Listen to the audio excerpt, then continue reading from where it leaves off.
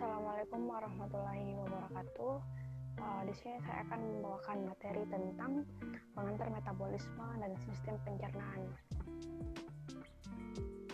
Pertama-tama, perkenalkan, nama saya Ulsan Nurul Hasbila dari Akademi Farmasi Yamasi Makassar. Di sini kita masuk ke pengertian metabolisme. Metabolisme adalah proses biokimia dan enzimatis atau biotransformasi yang terjadi pada sel dan jaringan hidup atau biasa disebut sistem biologi. Pada garis besarnya, metabolisme digolongkan menjadi dua golongan. Yang pertama, anabolisme, yang kedua, katabolisme. Yang pertama kita akan membahas anabolisme. Anabolisme adalah proses pembentukan molekul kompleks dari molekul sederhana. Contohnya, pembentukan protein dari asam-asam amino. Lalu yang kedua, katabolisme. Katabolisme adalah proses penguraian atau pemecahan molekul kompleks menjadi sederhana. Contohnya, pemecahan protein menjadi asam-asam amino. Kemudian kita masuk ke metabolisme. Didefinisikan juga sebagai proses transformasi dalam sel atau jaringan hidup. Seluruh proses transformasi kimia dalam sel dan jaringan hidup disebut biotransformasi.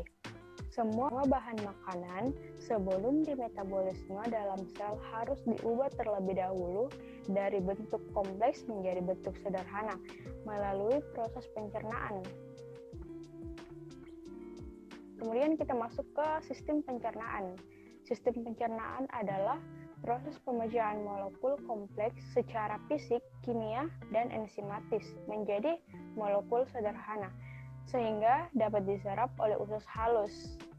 Pencernaan dimulai dari mulut sampai usus halus.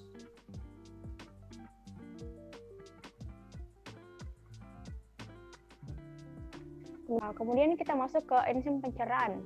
Saliva mengandung enzim amilase yang menghidrolisa karbohidrat menjadi maltosa. Saliva mempunyai pH antara 5,75 sampai 7,0. Saliva mengandung 99,50% air. Kita masuk ke dalam lambung. Di lambung, makanan bercampur dengan cairan lambung yang mengandung HCl dengan pH antara 1 sampai 2. Cairan lambung mengandung prekursor enzim pepsinogen yang akan diubah menjadi pepsin. Pepsin dapat mengkatalis reaksi hidrolisa protein. Kemudian, makanan yang keluar dari lambung disebut sebagai sime. Sime masuk ke dalam usus halus bercampur dengan 3 macam cairan pencernaan yang berasal dari pankreas, dinding intestinum, empedu dari kantong empedu.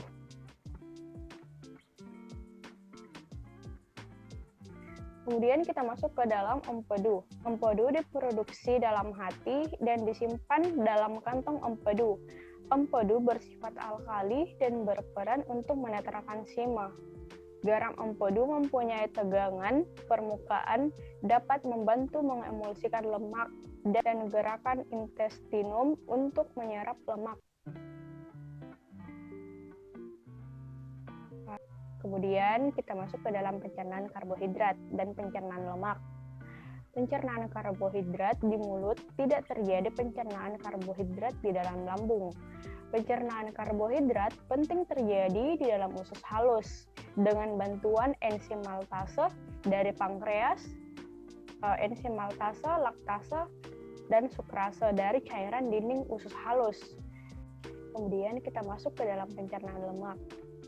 Tidak terjadi pencernaan lemak di dalam mulut dan tidak terjadi pencernaan lemak di dalam lambung. Pencernaan lemak terjadi di usus halus. Hasil kerjasama empedu dengan enzim lipase dari pankreas.